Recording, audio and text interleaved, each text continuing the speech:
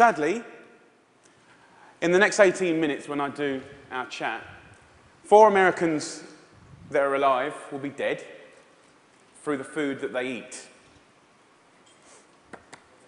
My name's Jamie Oliver. I'm 34 years old. I'm from Essex in England. And for the last 7 years, I've worked fairly tirelessly to save lives in my own way. I'm not a doctor. I'm a chef. I don't have expensive equipment or medicine. I use information, education.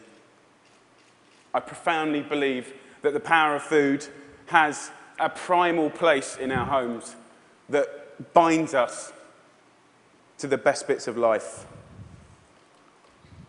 We have an awful, awful reality right now. America, you're at the top of your game. This is one of the most unhealthy countries in the world. Can I please just see a raise of hands for how many of you have children in this room today? Please put your hands up. Aunties, uncles, you can continue to put your hands up. Aunties and uncles as well? Most of you. Okay. We, the adults of the last 4 generations, have blessed our children with the destiny of a shorter lifespan than their own parents. Your child will live a life 10 years younger than you because of the landscape of food that we've built around them. 2/3 of this room today in America are statistically overweight or obese. You lot, you're all right, but we'll get you eventually, don't worry. Right? The statistics of bad health are clear, very clear. We spend our lives being paranoid about death, murder, homicide, you name it. It's on the front page of every paper, CNN. Look at homicide at the bottom, for God's sake. Right?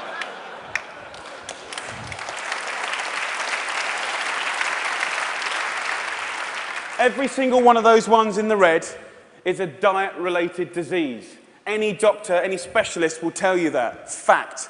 Diet-related disease is the biggest killer in the United States right now, here today. This is a global problem. It's a catastrophe. It's sweeping the world. England is right behind you, as usual.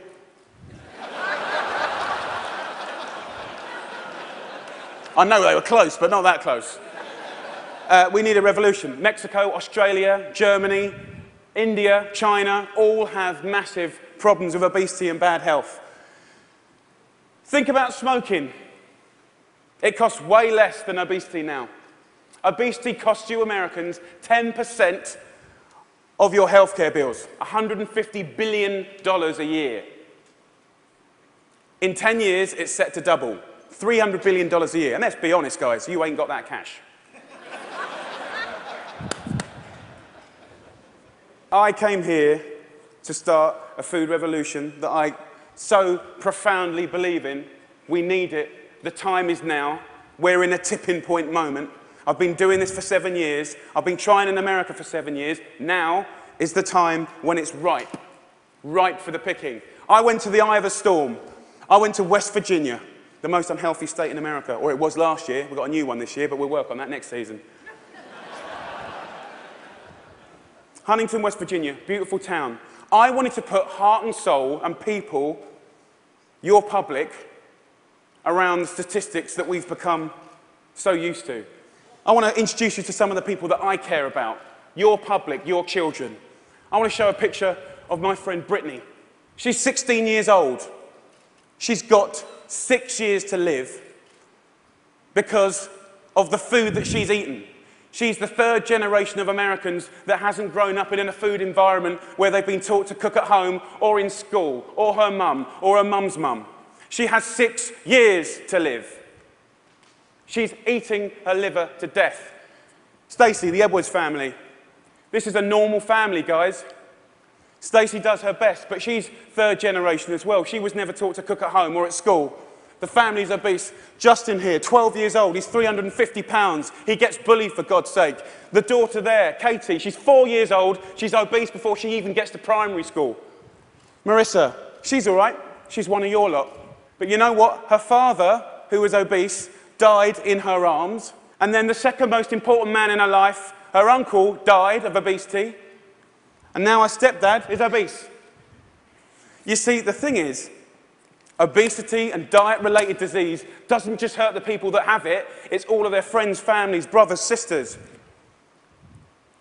Pastor Steve, an inspirational man, one of my early allies in Huntington, West Virginia. He's at the sharp knife edge of this problem. He has to bury the people, okay? And he's fed up with it. He's fed up with burying his friends, his family, his community. Come winter, 3 times as many people die. He's sick of it. This is preventable disease, waste of life. By the way, this is what they get buried in. We're not geared up to do this. Can't even get them out the door, and I'm being serious. Can't even get them there, forklift. Okay, I see it as a triangle, okay? This is our landscape of food. I need you to understand it. You've probably heard all this before, but let's just go back over it. Over the last 30 years, what's happened that's ripped the heart out of this country? Let's be frank and honest. Well, modern day life. Let's start with the main street. Fast food has taken over the whole country, we know that. The big brands are some of the most important powers, powerful powers in this country. Supermarkets as well. Big companies, big companies. 30 years ago, most of the food was largely local and largely fresh. Now, it's largely processed and full of all sorts of additives, extra ingredients, and you know the rest of the story. Portion size is obviously a massive, massive problem. Labelling is a massive problem. The labelling in this country is a disgrace. They want to self-police themselves. The industry want to self-police themselves. What, in this current climate? They don't deserve it. How can you say something is low fat when it's full of so much sugar? Home. The biggest problem with the home is that used to be the heart of passing on food culture, what made our society. That ain't happening anymore. And you know what, as we go to work and as life changes and as life always evolves, we kind of have to look at it holistically, step back for a moment and readdress the balance. It ain't happening, hasn't happened for 30 years, okay? I want to show you a situation that is very normal right now, the Edwards family. Let's have a talk. This stuff goes through you and your family's body every week. And I need you to know that this is going to kill your children early. How are you feeling? I'm just feeling really sad and depressed right now. That, you know, I want my kids to succeed in life, and this isn't gonna get them there. But I'm killing them. Yes, you are. You are. But we can stop that. Normal. Let's get on schools, something that I'm fairly much a specialist in. Okay, school. So what is school? Who invented it? What's the purpose of school? School was always invented to arm us with the tools to make us creative, be able to do wonderful things, make us earn a living, etc., etc., etc. You know, it's been kind of in this sort of tight box for a long, long time, okay? But we haven't really evolved it to deal with the health catastrophes of America, okay?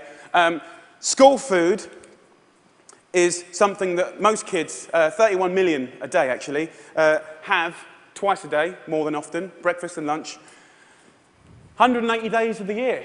So you could say that school food is quite important, really, judging the circumstances.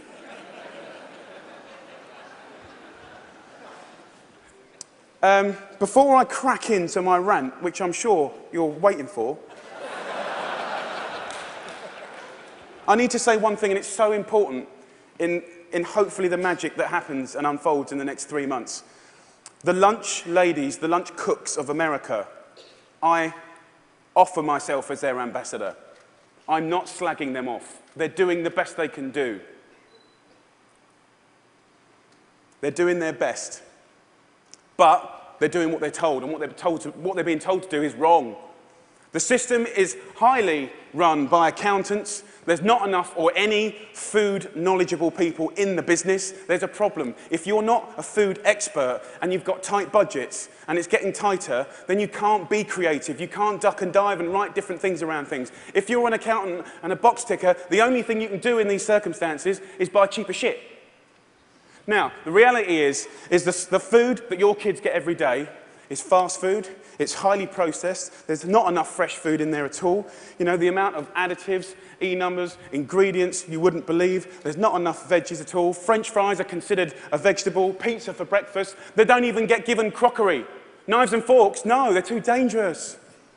There's scissors in the classroom, but knives and forks, no.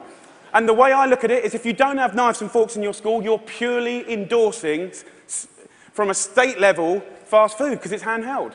And yes, by the way, it is fast food. It's sloppy joes, it's burgers, it's wieners, it's pizzas, it's all of that stuff.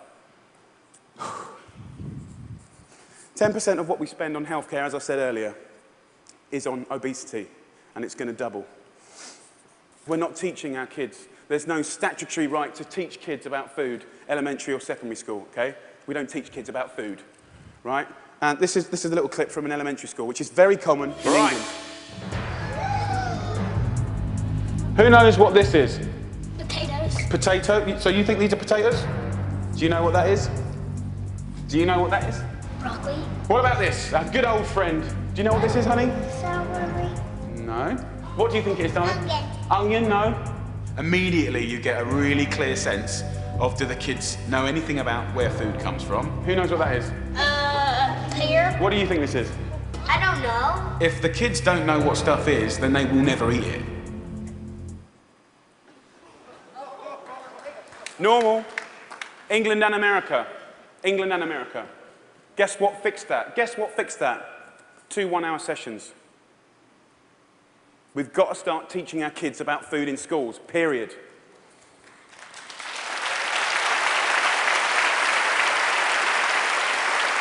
I want to tell you about something that kind of epitomizes the trouble that we're in, guys, okay? I want to talk about something so basic as milk.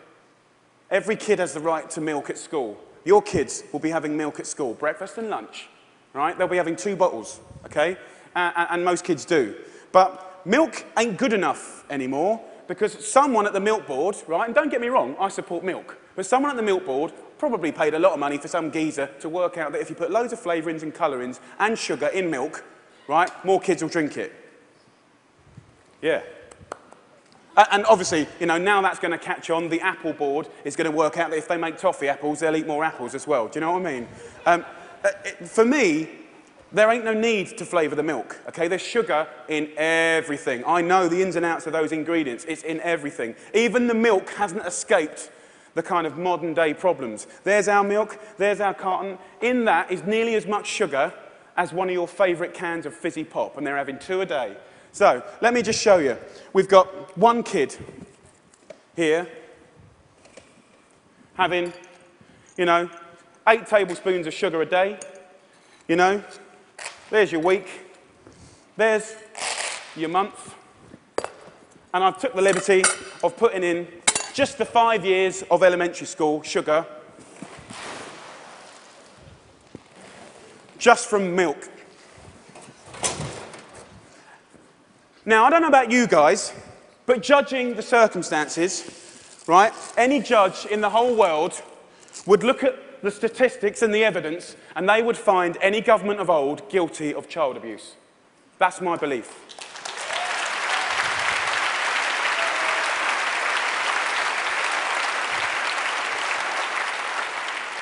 Now, if I came up here, and I wish I could come up here today, and hang a cure for AIDS or cancer, you'd be fighting and scrambling to get to me. All this bad news is preventable. That's the good news. It's very, very preventable. So let's just think about, we've got a problem here, we need to reboot. Okay, so in my world, what do we need to do? Here's the thing, right?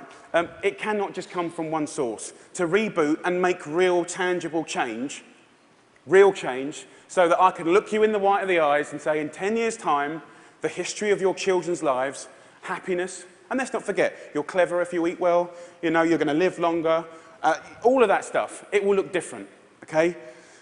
So, supermarkets. Where else do you shop so religiously? Week in, week out. How much money do you spend in your life in a supermarket? Love them. They just sell us what we want, all right. They owe us to put a food ambassador in every major supermarket. They need to help us shop. They need to show us how to cook quick, tasty, seasonal meals for people that are busy. This is not expensive. It is done in some, and it needs to be done across the board in America soon and quick. The big brands, you know, the food brands, need to put food education at the heart of their businesses. I know, easier said than done. It's the future. It's the only way. Fast food. With the fast food industry, you know, it's very competitive. I've had loads of secret papers and dealings with fast food restaurants. I know how they do it. I mean, basically, they've weaned us on to these hits of sugar, salt, and fat, and X, Y, and Z, and everyone loves them, right? So these guys are going to be part of the solution, but we need to get the government to work with all of the fast food purveyors and the restaurant industry, and over a 5, 6, 7-year period, wean us off the extreme amounts of fat, sugar, fat, and all the other non-food ingredients. Now, also, back to the sort of big brands, labelling, I said earlier, is an absolute farce and has got to be sorted. Okay, school. Obviously, in schools, we owe it to them to make sure those 180 days of the year, from that little precious age of 4 to 18, 20, 24, whatever, they need to be cooked proper, fresh food from local girls on site, okay? There needs to be a new standard of fresh, proper food for your children. Yeah?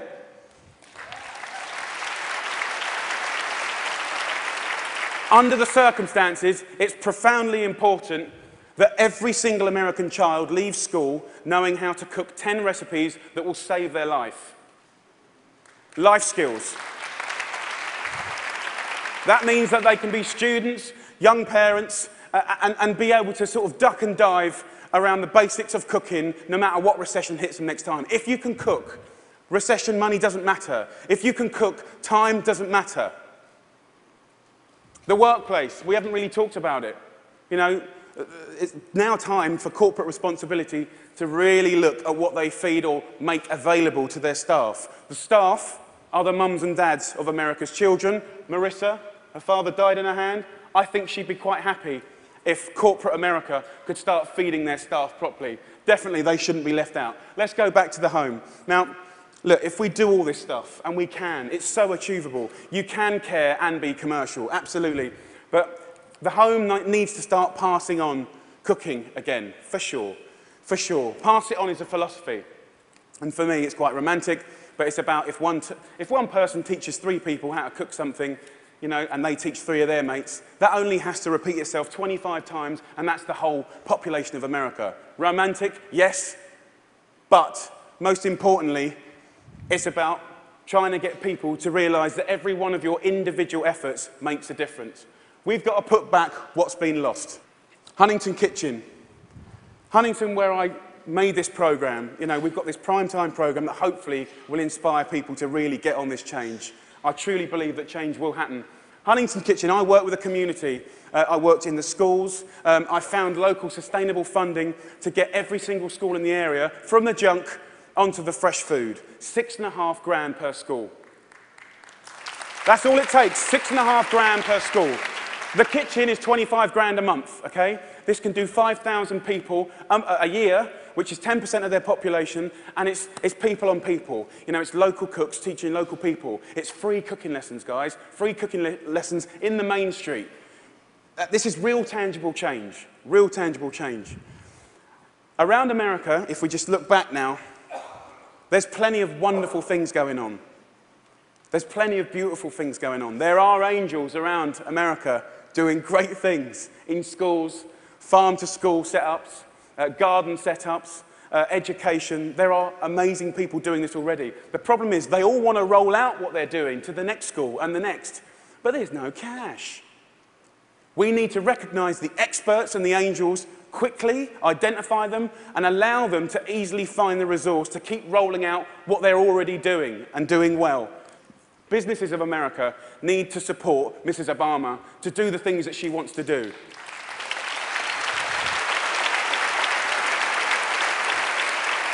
And look, I know it's weird having an English person standing here before you talking about all this. All I can say is I care.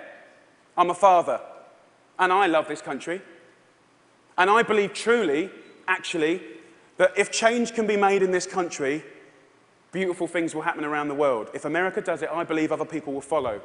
It's incredibly important.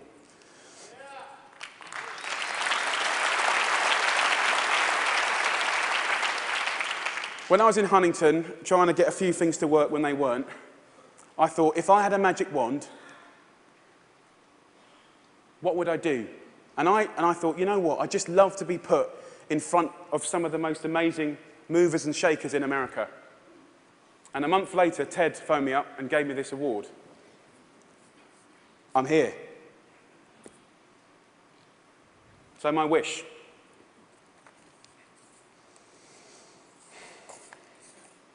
Dyslexic, so I'm a bit slow.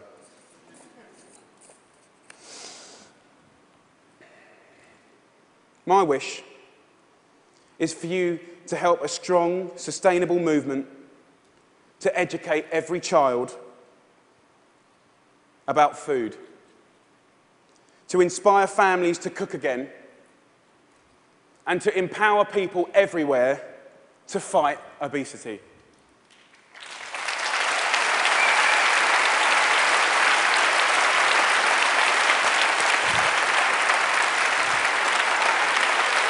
Thank you.